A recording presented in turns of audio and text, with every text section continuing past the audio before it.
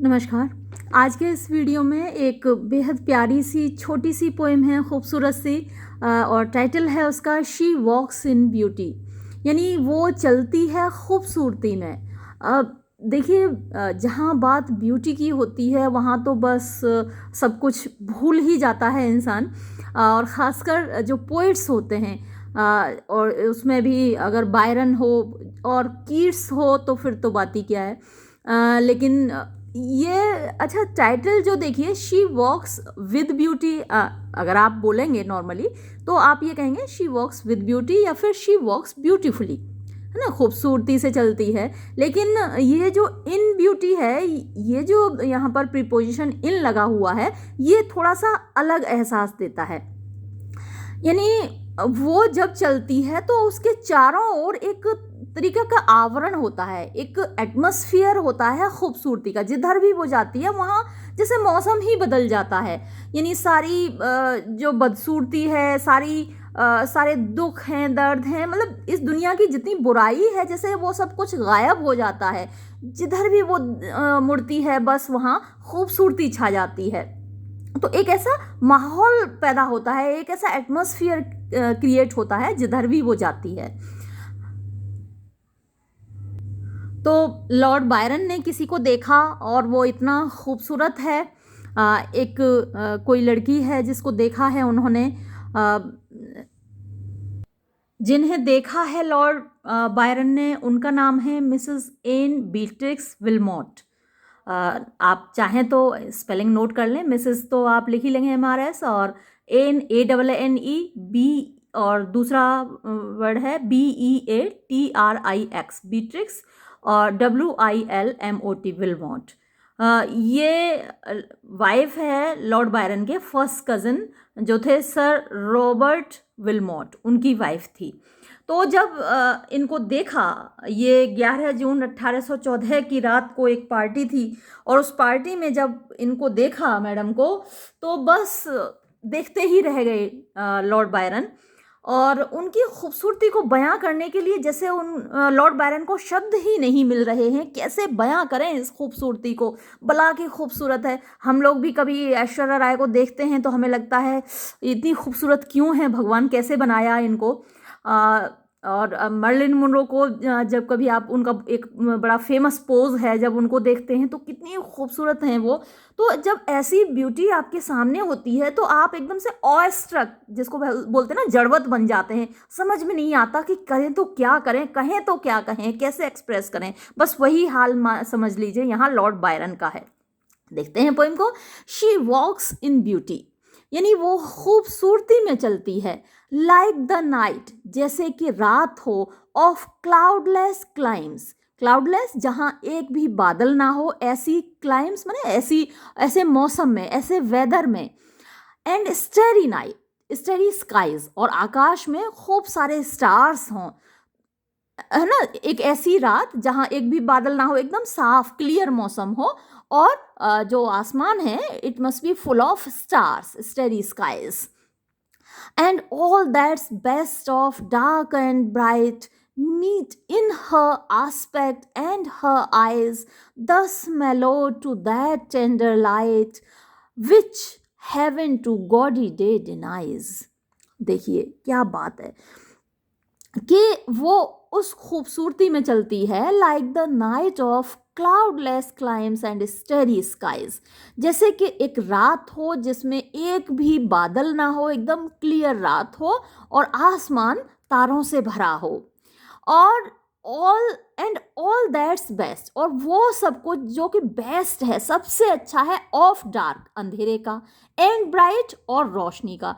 यानी उसका जो पर्सनैलिटी है ना, जिनकी बात यहाँ पर हो रही है, उस लड़की की, उस महिला की जो पर्सनैलिटी है, जो उसका फिजिक है, उसमें डार्कनेस और ब्राइट दोनों चीज़ों का मिश्रण है। खासकर कहाँ, उनके फेस में।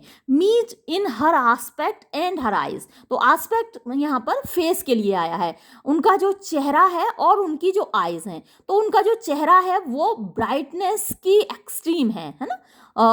एस्पेक्ट में her face is the extreme of brightness. इतनी गोरी है, इतनी सुंदर है कि ब्राइटनेस की एक्सट्रीम है, और उनकी जो आंखें हैं वो इतनी डार्क हैं, यानी मतलब दोनों कंट्रास्ट क्रिएट कर रही हैं, एक अलग चमक है उनकी आंखों में, लेकिन जो रंग है वो काली काली आंखें हैं, वो एकदम से ये काली काली आंखें, ये गोरे गोरे गाल।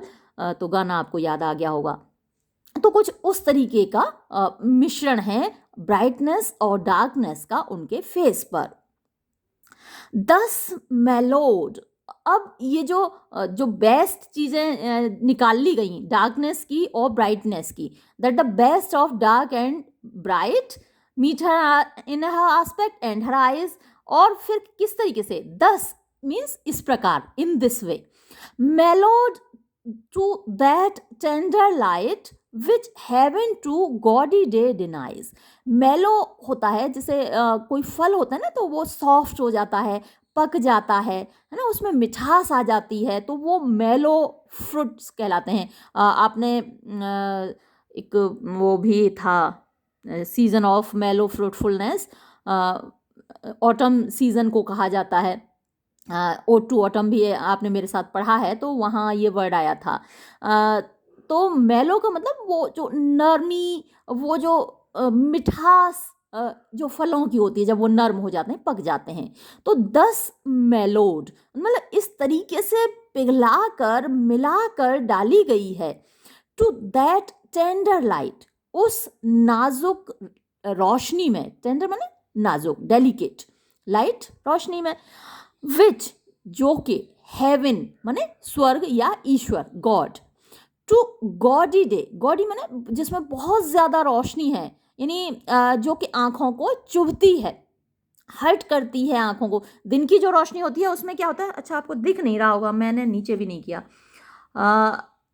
विच हैवन टू, अब दिख रहा होगा, गॉडी डे डिनाइज, जो कि ईश्वर गॉडी डे को, मतलब वो जो बहुत ज़्यादा, ज़रूरत से ज़्यादा, अननेसेसरीली ब्राइट, गॉडी का मतलब अननेसेसरीली ब्राइटनेस जिसमें हो, तो वो जो दिन होता है जिसमें ज़रूरत से ज़्यादा रोशनी होती है, आंखें चौंधिया जाती हैं, चकाचौंध हो जाती हैं, वो आंखों को हर्ट करती है, तो वो मतलब डिनाइज, भगवान इनकार कर देता है गॉडी डे को, यानी चकाचौंध से भरे हुए दिन को डिनाई कर देता है देने से। क्या देने से?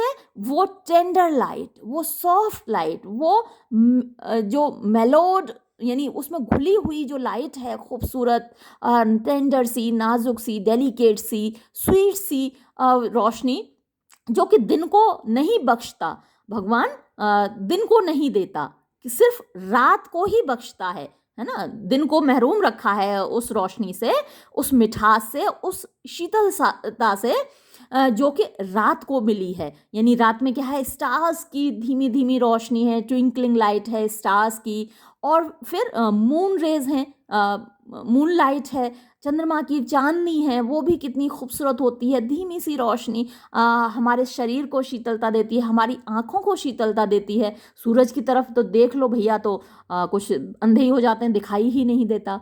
तो दिन को इसीलिए उन्होंने गॉडी बोला है, गॉडी डे। तो भगवान ने गॉडी डे को जो सॉफ्टनेस नहीं दी, जो लाइट नहीं दी, वो टेंडर लाइट किसको दी है? रात को दी है। और रात वाली वो जो टेंडर लाइट है किस में मिक्स हो गई है? इस महिला की खूबसूरती में, है ना, उसके चेहरे में वो सारी खूबसूरती जो एक चांदनी रात में होती है, वो यहाँ पर दिखाई देती है। अच्छा, वैसे तो जो धूप जैसा रोशन बताया जाता है चेहरा, लेकिन यहाँ आप देखेंगे कि जो नायिका है, जो हीरोइन है हमारी इस पोएम की, उसमें एक रात की खूबसूरती दिखाई गई है बजाय, वैसे तो दिन बड़ा खूबसूरत होता है, ज़्यादातर पोइट्स दिन की खूबसूरती भी दिखाते हैं नायिका को, धूप जैसी गोरी दिखाते हैं, लेकिन यहाँ पर थोड़ा सा रात की खूबसूरती को ज़्यादा हाईलाइट किया गया है। चलिए आगे देखते हैं। 3 ही स्टेंजा हैं, तो फर्स्ट स्टेंजा ये हो गया, सेकंड स्टेंजा देखते हैं। One shade the more, one ray the less, had half impaired the nameless grace, which waves in every raven tress, or softly lightens over her face, where thoughts serenely sweet express how pure, how dear their dwelling place. One shade the more, अगर यहाँ एक और shade ज़्यादा दिया होता, यानी इतनी perfect है उसकी पर्सनैलिटी, है ना. जैसे ऐश्वर्या राय को अभी भी देखा, पोन्नियन सेल्वन में देखा, मतलब उसकी अब तो एज हो गई है अच्छी खासी, लेकिन पोन्नियन सेल्वन में कितनी खूबसूरत वो दिखी है. अभी भी ऐसा लगता है कि हाँ बस भगवान ने सारी खूबसूरती इसी को बनाने में लगा दी हो. तो ऐसा ही परफेक्शन इस नायिका में भी है, इस हीरोइन में भी है कि वन शेड द मोर, अगर एक और शेड, एक और कलर, हल्का सा भी एक और कलर ज़्यादा कर दिया होता ईश्वर ने, यानी जो उसके चीक्स हैं जितने पिंक हैं उससे थोड़े ज़्यादा और पिंक होते, या उसकी आंखें जितनी डार्क हैं उससे और ज़्यादा थोड़ी डार्क होती, या कम डार्क होती हैं, उसकी आइज़ का जो कलर है वो भी थोड़ा सा इधर उधर होता, तो क्या होता. One shade the more, one ray the less, और एक भी रे जो किरण है, जो रोशनी है, द लेस, अगर वो कम हो जाती, यानी थोड़ा सा भी इधर उधर अगर हो जाती, वो उसकी खूबसूरती थोड़ी सी कम गोरी होती, या उसकी आंखें थोड़ी सी ज़्यादा काली होती, तो हैड हाफ इम्पेयर्ड, तो क्या होता, हाफ माने आधा, इम्पेयर्ड माने कम कर देता, यानी उसकी जो खूबसूरती है उसको आधा कम कर देता. द किसको, और देखिए खूबसूरती को क्या नाम दिया है, द नेमलेस ग्रेस, है ना. नेमलेस, जिसका कोई नाम ही नहीं है, वो ग्रेस, इतनी वो खूबसूरती जो है, जो गरिमा है, जो मतलब ब्यूटी है, ग्रेस है, जिसका कोई नाम ही नहीं दिया जा सकता. जैसे हम चाल बताते हैं तो मोरनी सी चाल बताते हैं, या बुलबुल सी आवाज़ होती है मीठी, लेकिन ये तो इतनी खूबसूरत है कि इसको कोई नाम ही नहीं दिया जा सकता. तो इनएक्सप्रेसिबल है, इसकी जो खूबसूरती है वो नेमलेस है, उसको we cannot give any name to it. अब वो जो नेमलेस ग्रेस है वो आधी रह जाती अगर एक भी शेड या एक भी रे इधर उधर हो जाती. Which waves in every raven tress, यानी वो जो ग्रेस है, खूबसूरती है, वेव्स माने लहराती है, वैसे लहरें होती हैं लेकिन यहाँ विच तो प्रोनाउन हो गया, और वेव यहाँ पर एज अ वर्ब आया है, यानी लहर होती है, वेव नाउन होता है, लेकिन वेव एज अ वर्ब आया तो लहराती है. वो जो खूबसूरती है, वो जो ग्रेस है, वेव्स लहराती है. इन एवरी, प्रत्येक, रेवन मतलब यहाँ पे डार्क आया है, डार्क ट्रेस माने उसके जो बालों के लट हैं, उसकी जो काली काली बालों की हर लट में एक खूबसूरती जो लहराती है, हिचकोले खाती है, लहरा रही है, उसकी लटें लहराती हैं ना, जब वो चलती है तो उसके बाल, उसके बालों की लटें, लॉक्स ऑफ हर हेयर, वो लहराते हैं, वो कम हो जाती, वो नेमलेस है वो खूबसूरती. और सॉफ्टली लाइटन्स ओवर हर फेस, या फिर वो जो नेमलेस ग्रेस है सॉफ्टली, बड़े आराम से, बड़े धीमे से, बड़े नरमी से, लाइटन्स माने उतरती है, ओवर हर फेस, उसके चेहरे पर, है ना. वो जो खूबसूरती उसके चेहरे पर आती है, जरा सा भी जिधर स्माइल कर दे उधर ही समझ लो कि लोग धराशायी हो जाते हैं, है ना, लोगों के दिल फुर्र हो जाते हैं, उड़ जाते हैं जिधर वो मुस्कुरा के देख ले. Where thoughts suddenly sweet express, where जहाँ, यानी उसका जो फेस है वहाँ पर थॉट्स माने आइडियाज, विचार, सडनली माने पायसली, पवित्रता से, स्वीट एक्सप्रेस, है ना, बड़े खूबसूरती से, मिठास के साथ, एक्सप्रेस अभिव्यक्त करते हैं. क्या अभिव्यक्त करते हैं, हाउ प्योर, कि कितना पवित्र, हाउ डियर, कितना प्यारा, देयर ड्वेलिंग प्लेस, उनका रहने का स्थान है. ड्वेल माने रहना, ड्वेलिंग प्लेस रहने की जगह, किसके रहने की जगह, थॉट्स के रहने की जगह. अब थॉट्स ये माना जाता है दिल में रहते हैं या फिर दिमाग में रहते हैं, दो ही जगह मानी जाती हैं. वैसे जो फीलिंग्स हैं वो दिल में रहती हैं, थॉट्स तो ज़्यादातर दिमाग में रहते हैं. तो उसके अच्छा ये कहते हैं ना कि जो चेहरा होता है वो हमारी पूरी पर्सनैलिटी का आईना होता है, हमारी आत्मा का आईना होता है। हम क्या हैं, हम क्या सोचते हैं, हम कैसे ख़यालात रखते हैं, वो हमारे चेहरे से ज़ाहिर होते हैं। तो इसी प्रकार ये जो हीरोइन है इसका फेस ये दिखाता है कि और उस पर जो थॉट्स हैं, उस पर जो विचार दिखाई दे रहे हैं, वो भी ये प्रूव करते हैं, वो भी ये शो करते हैं, वो भी ये डिस्प्ले करते हैं, वो भी ये मैनिफेस्ट करते हैं कि उनके रहने की जगह कितनी पवित्र है, कितनी प्योर है, कितनी पायस है ना? अरे मतलब एकदम इनएक्सप्रेसिबल है। हम लोगों को भी अपनी ऐश्वर्या राय को देखकर बिल्कुल ऐसा ही लगता है कि कैसे बयां किया जाए, और वही लॉर्ड बायरन को भी बेचारे को फील हो रहा है कि आखिर इस इनएक्सप्रेसिबल ब्यूटी को एक्सप्रेस कैसे किया जाए। चलिए लास्ट स्टेंजा देखते हैं हम लोग। And on that cheek and over that brow, so soft, so calm, yet eloquent, the smiles that win, the tints that glow, but tell of days in goodness spent, a mind at peace with all below, a heart whose love is innocent. And on that cheek, और उन गालों पर, कितने खूबसूरत गाल हैं, गुलाबी गुलाबी प्यारे प्यारे, आहा। एंड ऑन दैट चीक, और उन गालों पर, and over that bro, bro वैसे आँखों के ऊपर जो बालों की एक छोटी सी रेखा होती है ना, आईब्रो, उसको बोलते हैं। लेकिन पोइट्री में ब्रो जहाँ भी आता है उसका मतलब फोरहेड होता है, माथा होता है ना, आँखों के ऊपर माथा, फोरहेड होता है।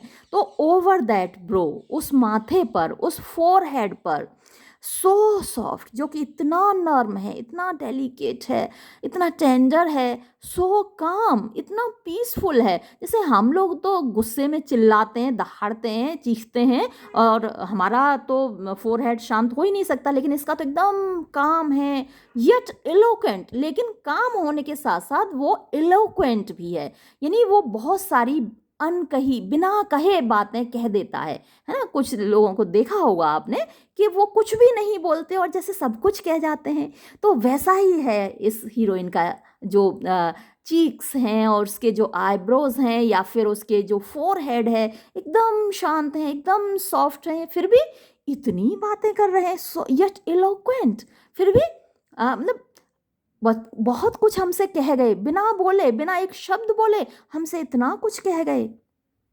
द स्माइल्स दैट विन, उसकी स्माइल है, क्या कहने, क्या मुस्कान है उसकी, दैट विन, जो जीत लेती है हमारा दिल, है हम हार बैठते हैं जब उनकी स्माइल देखते हैं। The tints that glow, the tints यानी वो जो आता ना, ब्लश आता है जब वो शर्माती हैं, हाय कैसा गुलाबी गुलाबी चेहरा उनका लाल हो जाता है, उनके गालों का रंग टिंट उसी के लिए आया है, ब्लश। दैट ग्लो, चमक उठता है चेहरा जब वो शर्माती हैं, तो एकदम ग्लो कर जाता है।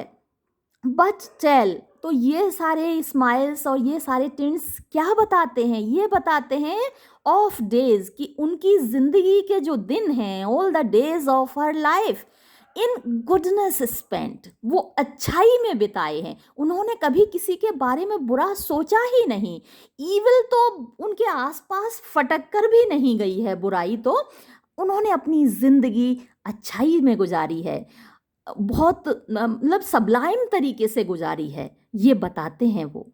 अ माइंड एट पीस, उनका जो दिमाग है, एट पीस माना शांति, शांत है, विद ऑल मतलब हर चीज़ से, बिलो जो कि आसमान के नीचे है, यानी आसमान के नीचे यानी इस धरती पर जितनी भी चीज़ें हैं उनके साथ एट पीस है, यानी उन्हें कभी किसी चीज़ से शिकायत ही नहीं है, अपनी ज़िंदगी से, किसी भी चीज़ से, किसी बंदे से, किसी इंसान से, कि अपने लाइफ की किसी भी सर्कमस्टांसेस से, अपनी किस्मत से, ईश्वर से कोई शिकायत नहीं है। She is completely at peace with everything that is below heaven, यानी आसमान के नीचे, हेवन के नीचे, स्काई के नीचे, इस धरती पर जितनी चीज़ें हैं उनके साथ वो एकदम शांति से हैं, एक मतलब कोऑर्डिनेशन है उनका, है ना, उन्हें किसी चीज़ से कोई शिकायत ही नहीं है। आपने देखे भी होंगे ऐसे बंदे जिनको कभी किसी से शिकायत ही नहीं है। और अ हार्ट, एक दिल है उनके पास, हाय कितना खूबसूरत है। हुज लव, जिसका प्यार, जिसकी मोहब्बत इज इनोसेंट, मासूम है ना। ऐसा बंदा, ऐसी महिला जिसको कभी किसी से शिकायत नहीं हो, जिसने हमेशा अच्छाई के साथ, पवित्रता के साथ अपनी ज़िंदगी गुजारी हो, उसके दिल में भरा हुआ जो प्यार है, उसके दिल में भरी हुई जो मोहब्बत है, वो तो ओब्वियसली मासूम ही होगी ना। तो वैसी ही मासूम उनके दिल में भरी हुई ये मोहब्बत है। हाय, ये पोइम ख़त्म क्यों हो गई? लग रहा है कि और बोलता जाता लॉर्ड बायरन और हम पढ़ते जाते। मतलब मन ही नहीं कर रहा कि इस पोइम को ख़त्म किया जाए। काश एक दो स्टेंजा और होते। इतनी खूबसूरत लाइन कौन किसी के लिए लिखता है। बस मन कर रहा है। खैर, आप लोगों को भी अच्छा लगा होगा, लेकिन मुझे तो ये पोइम बहुत खूबसूरत लगी। और काश थोड़ा और लिखा होता। कभी कभी ऐसा होता है, कुछ पोएम्स हम पढ़कर परेशान हो जाते हैं कि भाई ये कब ख़त्म होगी, इतनी लंबी पोएम और इतनी बोरिंग पोएम। लेकिन सच्ची में ये पोएम मेरे यूनिवर्सिटी में नहीं है, किसी बाहर कहीं और यूनिवर्सिटी में किसी बच्चे ने मुझे रिक्वेस्ट भेजी है। मुझे नहीं मालूम कहाँ है ये प्रेस्क्राइब्ड, लेकिन जहाँ भी है बड़ी खूबसूरत है। और ये वीडियो ख़त्म करने का मन नहीं है, लेकिन क्या करें, अब आगे लाइन्स हमारे पास बची नहीं, तो हम ख़त्म करते हैं। Okay, bye. मैं इतनी ज़्यादा खो गई इस पोइम की खूबसूरती में कि ना तो मैंने बिल्कुल भी थीम बताई, आपको कुछ बताया ही नहीं, लिटरेरी ब्यूटीज़, लिटरेरी डिवाइसेस के बारे में कुछ भी नहीं बताया। तो अभी मैं फिर से मार्क कर रही हूँ इसको, और आप एक बार देख लीजिए कि अगर आपको क्रिटिकल अप्रिशिएशन लिखनी होगी तो आपको बहुत सारी चीज़ें यहाँ मार्क करनी होंगी। पहले आपको थीम भी बतानी होगी। थॉट्स तो आप इसको जैसे कि अपने पैराफ्रेज करके लिख देंगे, अपने वर्ड्स में लिख देंगे, तो उससे आप बता देंगे कि थॉट्स ये हैं, या सेंट्रल आइडिया करके आप डाल देंगे हेडिंग, और फिर इसको एक तरीके से पैराफ्रेज करके अपने वर्ड्स में लिख देंगे, तो वो सेंट्रल आइडिया या फिर थॉट्स बिहाइंड द पोएम, इस तरीके से करके हेडिंग डाल दीजिएगा। और थीम एक हेडिंग डालेंगे आप, और थीम में आप डिस्कस करेंगे कि जो मेजर थीम है इस पोइम की वो ब्यूटी है, खूबसूरती है। और एक और थीम क्या है, वो harmony of mind and body है ना। जैसे कि आपने देखा कि उसकी सिर्फ ना बॉडी खूबसूरत है, ना केवल उसका चेहरा खूबसूरत है, बल्कि उसके थॉट्स भी खूबसूरत हैं, और उनके रहने की जगह, जैसे कि ड्वेलिंग प्लेस बताया था अभी ना, थॉट्स का ड्वेलिंग प्लेस सेकंड स्टेंजा में, तो वो भी खूबसूरत है, उसका दिल भी खूबसूरत है। तो ये एक हार्मनी हुई। नोट कर लीजिए जो आपको थीम्स में लिखना है, यानी एक थीम ऑफ ब्यूटी, तो फिर बता दीजिएगा, डाल के पूरा अपने वर्ड्स में लिख दीजिएगा कि कैसे उसको, उसकी ब्यूटी को डिस्क्राइब किया गया है। थीम ऑफ ब्यूटी है, और second harmony of mind and body, ये एक थीम है जो यहाँ पर शो हुई है, दिखाई गई है।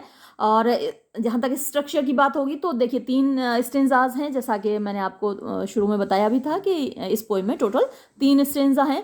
और अगर आप पूरी पोएम का राइम स्कीम लिखेंगे तो A B A B A B, है ना। और सेकंड स्टेंजा की C D C D C D, और थर्ड स्टेंजा की E F E F E F. लेकिन अगर मान लीजिए एक ही स्टेंजा आपके एक्सप्लेनेशन के लिए आता है और फिर आप उसकी राइम स्कीम बताएंगे तो ये ए बी हो जाएगी। और अगर सेकंड वाला भी स्टेंजा आता है एक्सप्लेनेशन के लिए, तो जब आप उसकी राइम स्कीम बताएंगे एक्सप्लेनेशन करने के बाद, तो उस वक्त फिर ए बी ही लिखेंगे आप, है ना। चाहे कोई सी भी लाइन आए आपके लिए एक्सप्लेनेशन के लिए, तो आपको उस वक्त जो बतानी है राइम स्कीम ए बी ही बतानी है। जब पूरी पोइम की राइम स्कीम बताएंगे तब तो आप ये बताएंगे कि ए बी सी डी और ई एफ ये है। लेकिन जहाँ सिर्फ 2 लाइन या 4 लाइन आपके लिए आएंगी, तब आप उसकी राइम स्कीम सिर्फ ए बी ही बताएंगे। ठीक है। अब कुछ इसमें फिगर्स ऑफ स्पीच देख लेते हैं। यहाँ देखिए, लाइक द नाइट, ये सिमिली है, मैंने मार्क कर दिया है आपके लिए।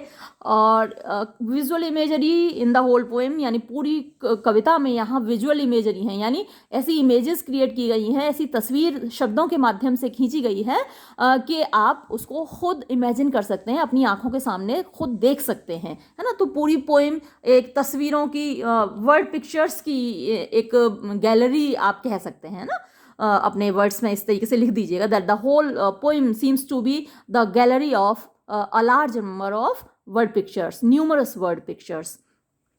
और फिर देखिए सिबिलेंस, एसोनेंस, कंसोनेंस, ये मैंने आपके लिए मार्क किए हैं यहाँ पर। ये फिगर्स ऑफ स्पीच हैं। मैंने फिगर्स ऑफ स्पीच पे 1-2.5 घंटे की वीडियो अलग से अपलोड की है, उम्मीद है आपने देखी होगी। वहाँ पर सारे फिगर्स ऑफ स्पीच मैंने डिस्कस किए हैं। अच्छा देखिए, यहाँ मेटाफर है, रेवन ट्रेस में मेटाफर है। रेवन एक क्या कौवा होता है बड़ा सा, जो कि मरी हुई चीज़ों को, डेड बॉडीज़ को, लाश को खाता है। लेकिन यहाँ पर जो वो खाता है उससे मतलब नहीं है, उसके कलर से मतलब है। यानी ट्रेस तो उसके बालों के लिए आया है, लॉक्स ऑफ हेयर। तो उसके जो बाल हैं वो कौवे के तरह काले हैं, डार्क कलर के हैं, ब्लैक कलर के हैं। तो ये एक मेटाफर हुआ है ना, रेवन ट्रेस। फिर थॉट्स और उनका ड्वेलिंग प्लेस, इसको आप पर्सोनिफिकेशन कह सकते हैं ना, कि रहते हैं, ड्वेलिंग प्लेस इंसानों का होता है ना। तो अब थॉट्स जैसे कि इंसान हो और वो कहीं किसी घर में रह रहे हों, तो जो हार्ट है इस हीरोइन का, वो एक ड्वेलिंग प्लेस, तो ये भी मेटाफर हुआ, एक घर है ना। तो थॉट्स जैसे कि वो पर्सन्स हों तो उसको आप पर्सोनिफिकेशन कह दीजिए। ये आप मार्क कर दीजिएगा। लिटरेरी डिवाइसेस अलग से हेडिंग डाल लीजिएगा एक, जब आप क्रिटिकल एप्रिसिएशन लिखें, और उसमें ये मार्क कर दीजिएगा, सिमिली है, मेटाफर है, पर्सोनिफिकेशन है, और ये भी मेटाफर है। और मैंने ये और आपके लिए मार्क किए सिबिलेंस, एसोनेंस और कंसोनेंस। तो sibilance stress on consonant sounds होता है। जब कंसोनेंट साउंड पर बहुत स्ट्रेस दिया जाता है तो वो सिबिलेंस कहलाता है। जैसे एस, एस, एस, यहाँ पर काफ़ी वन शेड मोर, वन रे लेस, एस बहुत ज़्यादा इस पर स्ट्रेस है एस साउंड पर, तो ये हुआ सिबिलेंस। और कंसोनेंस भी इसी से मिलता जुलता है, उसमें भी रिपीटिशन होती है कंसोनेंट साउंड की। थोड़ा सा डिफरेंस है सिबिलेंस और कंसोनेंस में, कि यहाँ पर स्ट्रेस ज़्यादा होता है कंसोनेंट साउंड पर, और यहाँ पर क्या है, रिपीटिशन होती है। एसोनेंस में रिपीटिशन ऑफ वॉवल साउंड होती है ना। तो ये तो आपको हर पोइम में मिल जाएगा, ठीक है। जब भी आप क्रिटिकल एप्रिसिएशन लिखें, किसी भी पोइम की लिखें, या फिर आप एक्सप्लेनेशन भी लिखें, तो उसके नीचे क्रिटिकल कमेंट्स ज़रूर लिखा कीजिए, और उसमें ये सब मार्क किया कीजिएगा कि हाँ सिमिली है, मेटाफर है, और ये सिबिलेंस, एसोनेंस, कंसोनेंस, ये तो आपको हर पोइम में, हर स्टेंजा में, हर लाइन में मिल जाएंगे। तो इनको ज़रूर मार्क किया कीजिए, अच्छा इंप्रेशन जाता है एग्जामिनर पर। तो ये आप मार्क कर दीजिएगा, है ना। जहाँ जहाँ वॉवल साउंड है, जैसे वेव, है ना, ए, रेविन, ए, है ना। तो ये इम्पेयर, शेड, ए कितनी बार रिपीट हुआ, शेड, रे, है ना, है, हाफ, ए, हाफ, इम्पेयर्ड, नेम, ग्रेस, है ना। तो ये कंसोनेंट वॉवल साउंड की रिपीटिशन है, ठीक है। इस तरीके से मार्क कर दीजिए। मैं बहुत लेट हो रहा है, मुझे कॉलेज जाना है। और देखिए यहाँ एक और पर्सोनिफिकेशन का एक और एग्जांपल है, but tale of days in goodness spent, कि ये जो हैं स्माइल्स हैं और टिंट्स हैं, वो टेल माने बताना होता है, और बताने का काम आपको पता है इंसान करता है ना, अपने मुंह से बताते हैं, हम बोल के बताते हैं। लेकिन यहाँ पर स्माइल्स और टिंट्स जो ब्लशेस हैं वो बताने का काम कर रहे हैं। तो एक तरीके से ये भी पर्सोनिफिकेशन का एग्जाम्पल है, ठीक है। अभी आज की वीडियो में इतना ही, और अगली वीडियो में फिर मिलेंगे। Thank you.